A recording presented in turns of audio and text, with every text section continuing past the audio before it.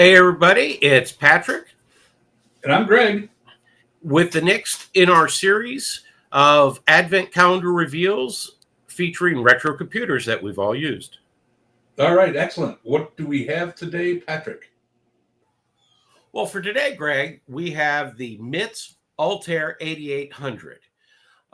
This was one of the first personal computers, really personal, that came with Microsoft Basic, which was the language they chose to make it more readily acceptable um, for home users.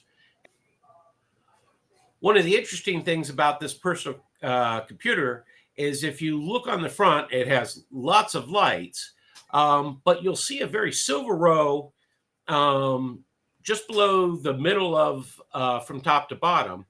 And those are individual switches.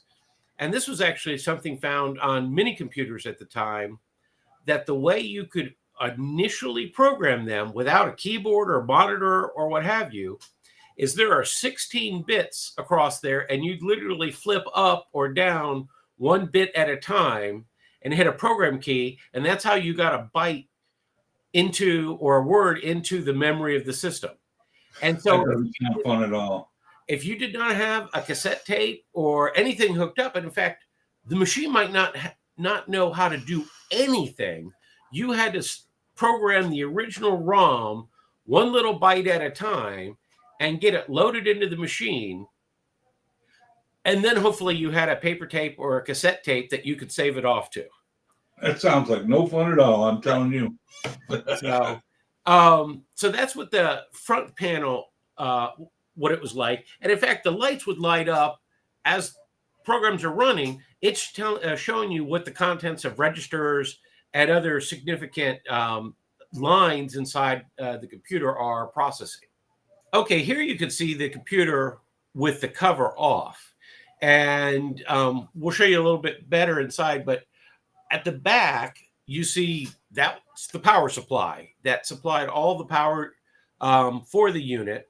And over on the right-hand side are a couple boards installed. I believe two of those are memory and one's the processor. We'll get a little bit closer look on it. And as you note on the left, it's pretty open. Let me show you a little bit better image of what that left-hand side is like, so you really see the motherboard of this machine. Okay, here you see what the motherboard looks like, and this is a standard S100 slot-based system where all the boards use the same connector style, and basically the lines pass through all of these connectors. There's no logic on the motherboard. All the logic's on these individual boards that are plugged into it. And if you look, they have a lot of slots. And in fact, it wasn't unheard of to have 20 slots in there. And part of the reason for that is while the processor might be on one board, the memory is on a separate board. And in fact, if you look at a couple of those boards in there, they're really huge. They only have 4K of memory on each board.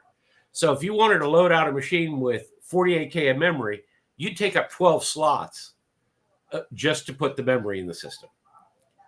Then you need another one for video. You need one for your cassette deck. You need one for a floppy drive controller if you have that. So that's why these systems were really huge back then. To allow for expansion. And lastly, you see here, this is from the other side where you see the processor board on the outside, and those two boards behind it where the chips look identical, those are memory boards. That last board behind it with the ribbon cable, that's probably a serial interface, which is you plug the terminal into it, and that's how you talk to this machine.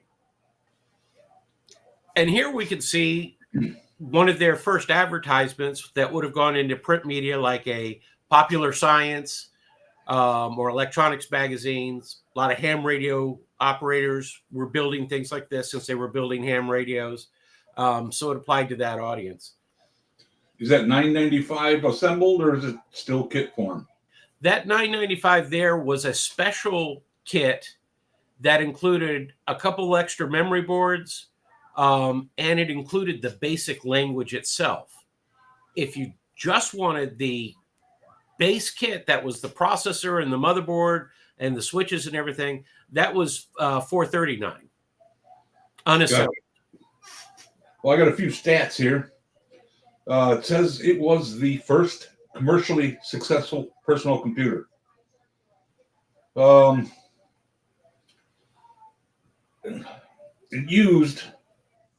wasn't Microsoft Basic. It was Microsoft's first product called Altair Basic. So just a little something neat. Yeah, I'm seeing some differencing in pricing here. This says the kit was $439, assembled was $621.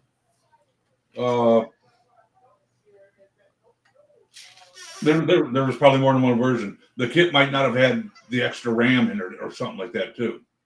Yeah, I think that $995 price got you a few extra boards.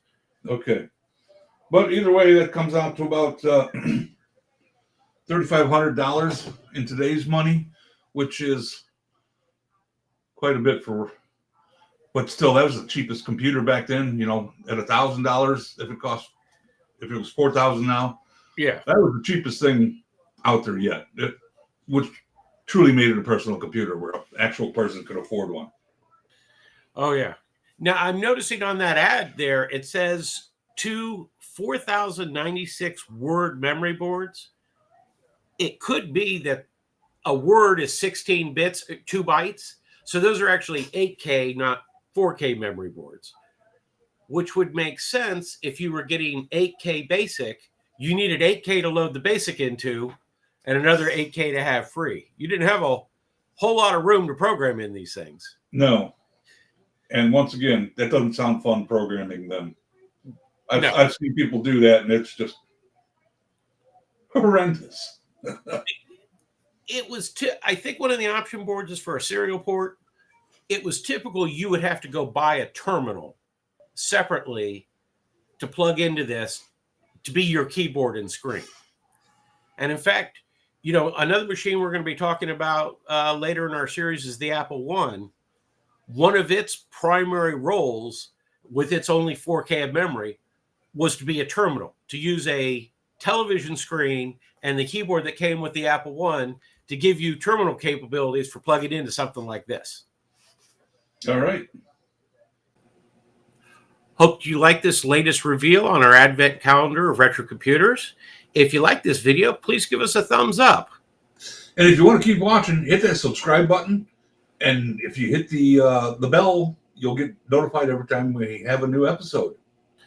And if you haven't watched all of the videos in this series, there should be a link on your screen so you can go to our Advent Calendar playlist and see past episodes.